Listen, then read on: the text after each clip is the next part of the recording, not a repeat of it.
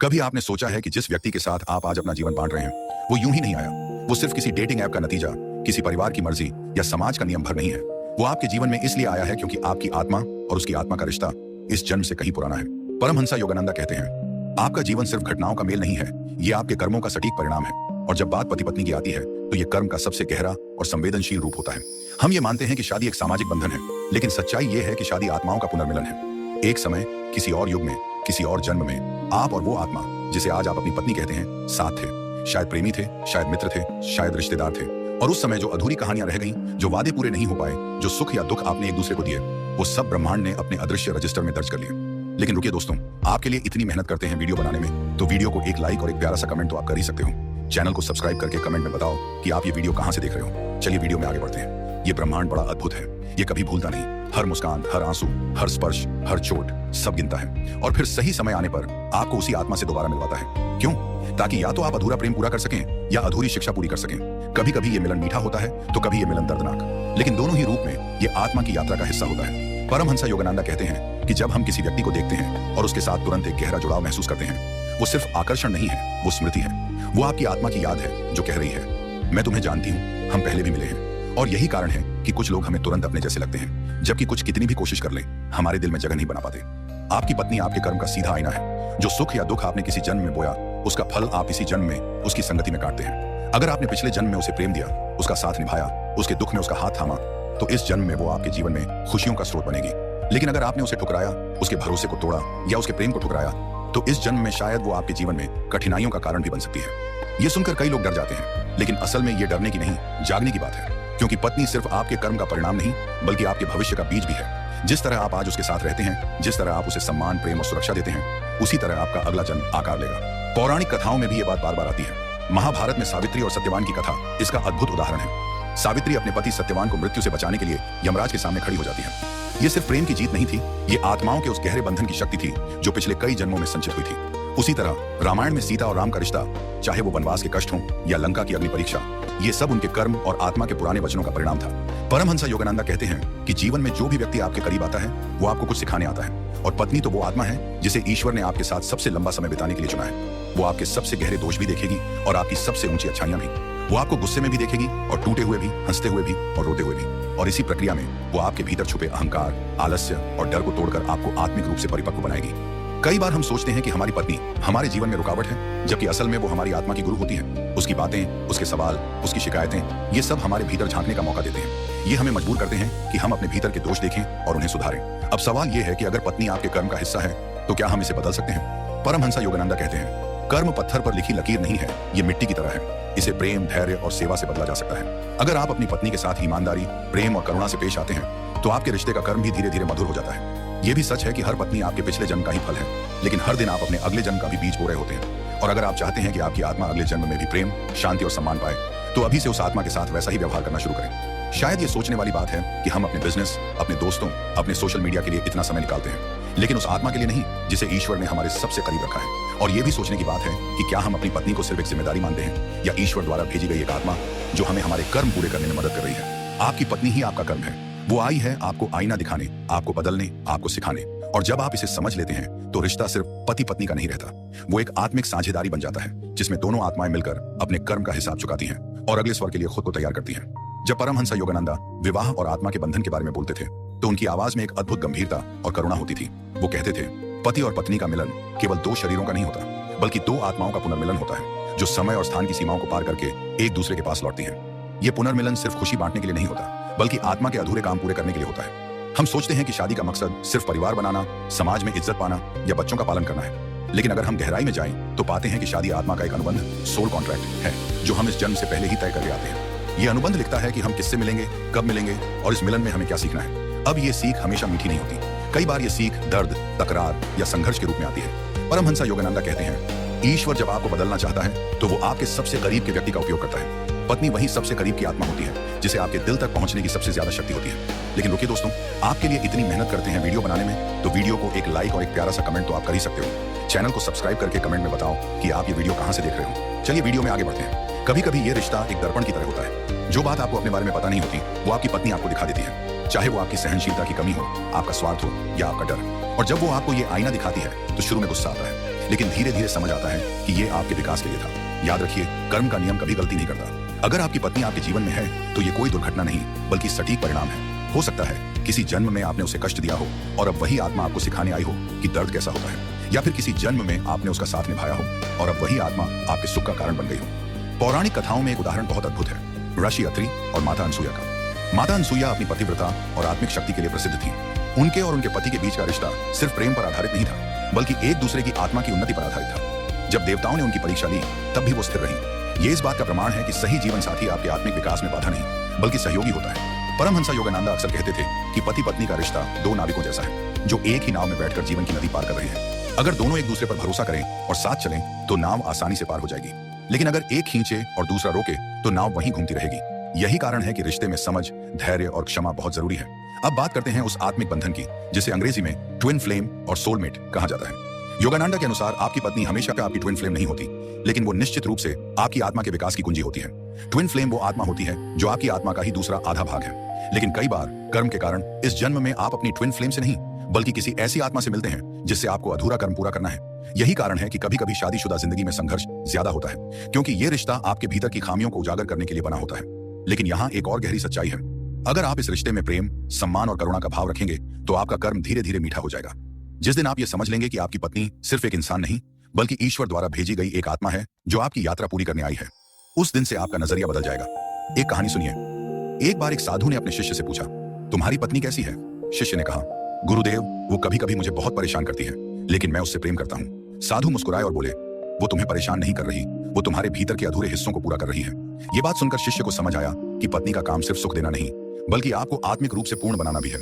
योगानंदा कहते हैं कि अगर पति और पत्नी दोनों ध्यान, प्रार्थना और आत्मचिंतन को अपने रिश्ते में शामिल कर लें तो उनका संबंध सिर्फ एक सामाजिक रिश्ते से उठकर आध्यात्मिक साझेदारी बन सकता है।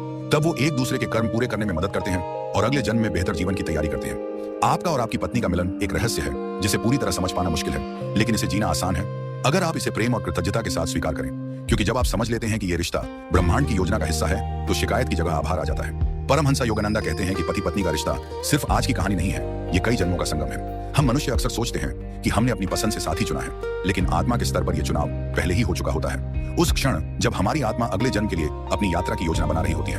उन्होंने एक बार अपने शिष्यों से कहा, जिन आत्माओं से आपका सबसे गहरा संबंध होता है, चाहे वो सुखद हो या दुखद, वो आपके जीवन में किसी कारण से ही आती है और पत्नी का स्थान इस सूची में सबसे ऊपर होता है, क्योंकि पत्नी आपके साथ सिर्फ कुछ साल नहीं बल्कि एक लंबा लगातार चलने वाला सफर तय करती है। वो आपकी रोजमर्रा की आदतों से लेकर आपके गहरे विचारों तक सब देखती है और ये रिश्ता आपको भीतर से बदल देता है, चाहे आप माने या न माने।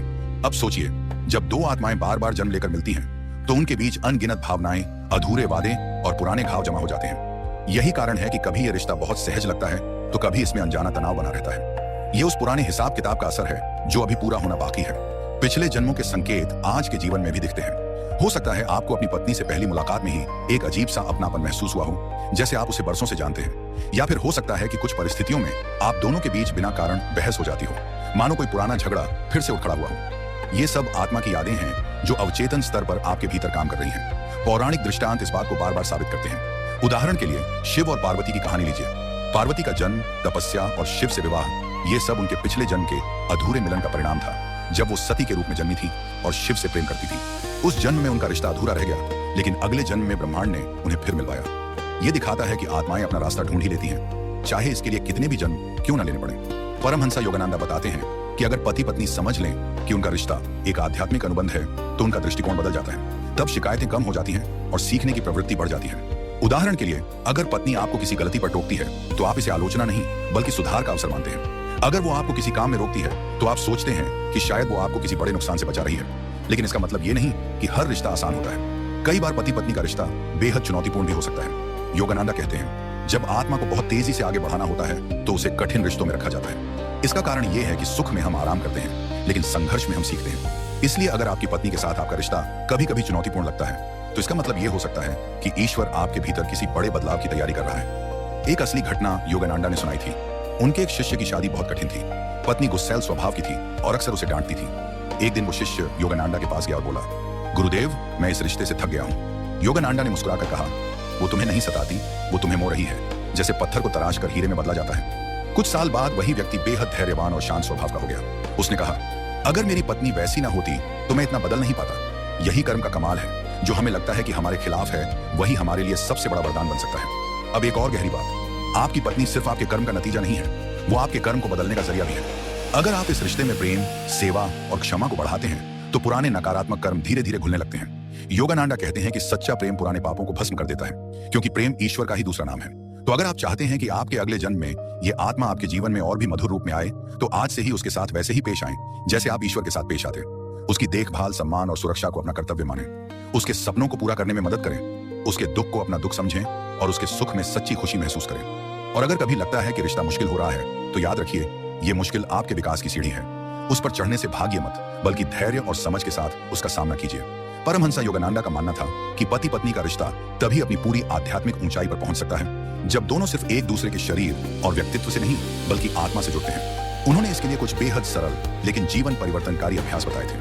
पहला अभ्यास, संयुक्त ध्यान, कपल मेडिटेशन। योगानंदा कहते थे कि हर सुबह या रात पति पत्नी कुछ मिनट साथ बैठकर ईश्वर का स्मरण करें। यह ध्यान बहुत लंबा नहीं होना चाहिए, बस 10-15 मिनट भी काफी है। आंखें बंद करके एक दूसरे का हाथ पकड़ें और मन ही मन ये भाव रखें, हमारी आत्माएं ईश्वर में एक हैं और जो भी कर्म हमारे बीच है, हम प्रेम और क्षमा से उसे पूरा करेंगे। जब पति पत्नी साथ ध्यान करते हैं तो उनके बीच की नकारात्मक ऊर्जा धीरे धीरे मिट जाती है और उनके बीच गहरी शांति का प्रवाह शुरू होता है। दूसरा अभ्यास, कृतज्ञता का संवाद। योगानंदा कहते थे कि हर दिन एक दूसरे से कम एक बात कहें जिसके लिए आप आभारी हैं। ये जरूरी नहीं कि वो कोई बड़ी बात हो सकता है कि उसने आपके लिए चाय बनाई, या आपके लिए दरवाजा खोला, या आपको मुस्कुरा कर देखा। इस छोटे से आभार का असर बड़ा होता है, क्योंकि ये दोनों आत्माओं के बीच प्रेम और सम्मान को बढ़ाता है। तीसरा अभ्यास, क्षमा का संकल्प। कर्म का सबसे बड़ा बोझ हमारे मन में जमा हुई नफरत और शिकायत है। योगानंदा सिखाते थे कि रात को सोने से पहले एक दूसरे को मन ही मन माफ करें। चाहे दिन भर में कितनी भी बहस हुई हो, रात को ये भाव लेकर सोएं, आज जो भी हुआ उसे मैं जाने देता हूँ, क्योंकि हमारा रिश्ता किसी भी तकरार से बड़ा है। यह अभ्यास धीरे धीरे पुराने घाव भर देता है और रिश्ते को हल्का बना देता है। चौथा अभ्यास, सेवा का भाव। योगानंदा का कहना था कि जब आप अपने जीवन साथी की सेवा करते हैं, चाहे वो खाना बनाना हो, उसकी देखभाल करना हो, या उसकी परेशानियों को सुनना हो, तो आप वास्तव में ईश्वर की सेवा कर रहे होते हैं। इस भाव से की गई सेवा पुराने नकारात्मक कर्म को पिघला देती है। पांचवां अभ्यास, पवित्र दृष्टि।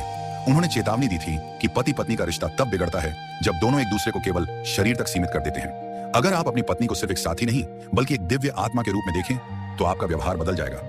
आप उसे कभी चोट नहीं पहुंचाना चाहेंगे, क्योंकि आपको लगेगा कि आप ईश्वर की रचना को चोट पहुंचा रहे हैं। अब बात आती है योगानंदा के गुप्त सुझावों की, जो उन्होंने केवल अपने निकटतम शिष्यों को दिए थे। वो कहते थे, रिश्ते में सबसे बड़ा जड़ है मैं सही हूं, तुम गलत हो। सबसे बड़ा वरदान है हम दोनों सीख रहे हैं। इसलिए जब भी बहस हो तो जीतने के बजाय समझने की कोशिश करें। याद रखें, आपका जीवन साथी आपका विरोधी नहीं है, वो आपकी आत्मा का सहयात्री है।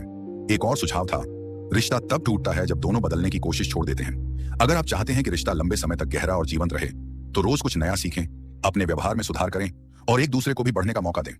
योगानंदा इस बात पर भी जोर देते थे कि पति पत्नी को साथ में हंसना चाहिए। हंसी आत्मा की दवा है। जब आप हंसते हैं तो आपका मन हल्का होता है और पुराने बोझ टूट जाते हैं। इसलिए रोजमर्रा की जिंदगी में मजाक, हल्की फुल्की बातें और मुस्कान को जगह दें। आखिर में योगानंदा के शब्दों में, अगर आप अपनी पत्नी को सच में समझना चाहते हैं तो उसके दिल में उतरने की कोशिश कीजिए। वहां आपको सिर्फ एक स्त्री नहीं, बल्कि एक आत्मा मिलेगी जो ईश्वर से आई है आपके साथ यात्रा करने के लिए। और जब आप उसे इस दृष्टि से देखेंगे तो हर तकरार छोटी लगने लगेगी और हर दिन ईश्वर का आशीर्वाद लगेगा। तो याद रखिए, आपकी पत्नी ही आपका कर्म है। वो आपके जीवन में आई है ताकि आप अपने पुराने कर्म पूरे करें, अपने भीतर छुपे दोष मिटाएं और आत्मा के सफर में आगे बढ़ें। उसे सिर्फ एक साथी नहीं, बल्कि एक गुरु, एक मित्र और एक आत्मिक सहयात्री माने। और अगर आप ऐसा करेंगे तो इस जीवन के अंत में आप न सिर्फ एक सुखी विवाह, बल्कि एक पूर्ण आत्मा के साथ खड़े होंगे, जिसने अपने कर्म को प्रेम और करुणा में बदल दिया। जरा एक पल के लिए अपनी आंखें बंद कीजिए और अपनी पत्नी का चेहरा याद कीजिए।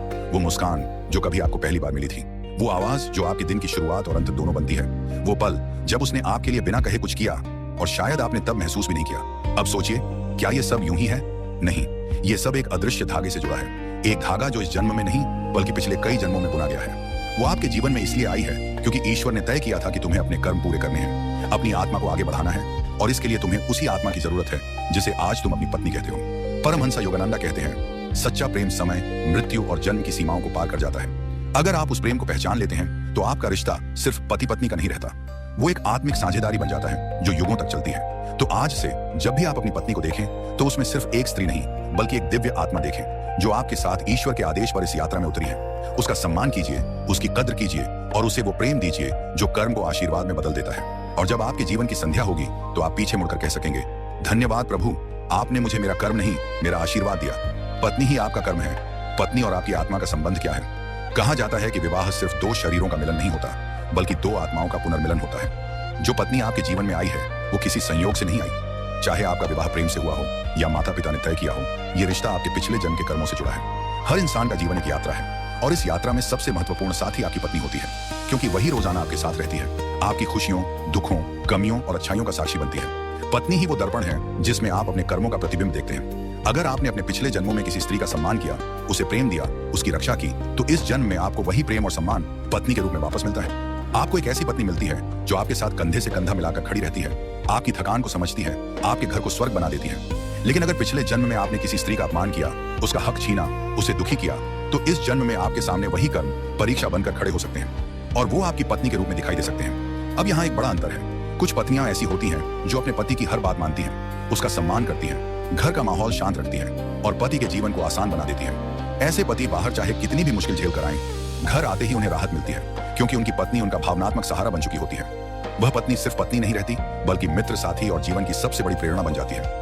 लेकिन दूसरी तरफ कुछ पत्नियां ऐसी भी होती हैं जो हमेशा नाराज रहती हैं, छोटी छोटी बातों पर झगड़ती हैं, पति की बात नहीं मानती, घर में क्लेश करती हैं और कभी कभी पति की इज्जत भी नहीं करती। ऐसे में पति को लगता है कि उसकी जिंदगी एक तनाव का जाल बन गई है। लेकिन यहाँ एक सच्चाई है, ऐसे रिश्ते सिर्फ सज्जा नहीं होते, ये भी सीख होते हैं।